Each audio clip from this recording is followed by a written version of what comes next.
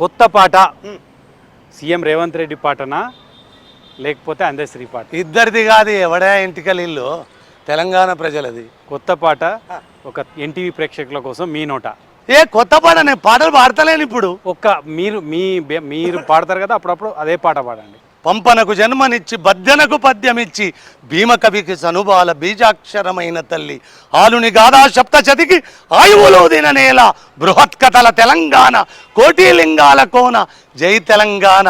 పోతనది పురిటిగడ్డ రుద్రమది వీరగడ్డ గండర గండడు కొమరం భీముడే నీ బిడ్డ కాకతీయ కళాప్రభల కాంతిరేఖ రామప్ప గోలుకొండ భాగ్యనగరి.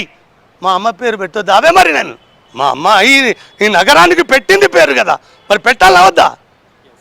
భాగ్యనగరి, గోలుకొండ భాగ్యనగరి, గొప్ప వెలుగు చార్మినారు.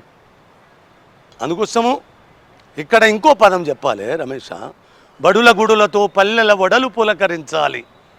నేను ఇక్కడ బడి నేంచిన గుడి నేంచిన, ఫస్ట్ బడి నేంచిన కదా, బడి అవసరం కదా, బతుకుకు ఆలయం బడే, తర్వాతే గుడి కదా. అది సంస్కృతి పరమైన విశ్వాసకు పరమైన, కానీ బడి శాసనము కదా, జీవితం కదా. బడుల గుడులతో పల్లెల ఒడలు పులకరించాలి, విరిసే జన విజ్ఞానం నీ కీర్తిని పెంచాలి. తడబడకుండా జగాన తల ఎత్తుకోని బ్రతుక ఒక జాతిగా నీ సంతతి ఓయమ్మా వెలగాలి. జై తెలంగాణ. గోదావరి కృష్ణమ్మలు తల్లి నిన్ను తడుపంగా పచ్చని మానేలల్లో పసిడి సిరులు బండంగా సుఖశాంతుల తెలంగాణ సుభిక్షంగా ఉండాలి.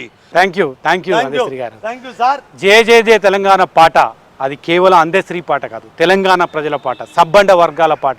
ఆ పాట ఇప్పుడు రాష్ట్ర గీతంగా పట్టం కట్టినందుకు నిజంగానే సంతోషంగా ఉంది. 10 ఏళ్ళుగా ఆ గీతాన్ని అవమానపరిచి అనగదొక్కిన వాళ్ళకే తెలియాలి ఈ పాట గొప్పతనం ఏంటో అని అందశ్రీ అంటున్నారు.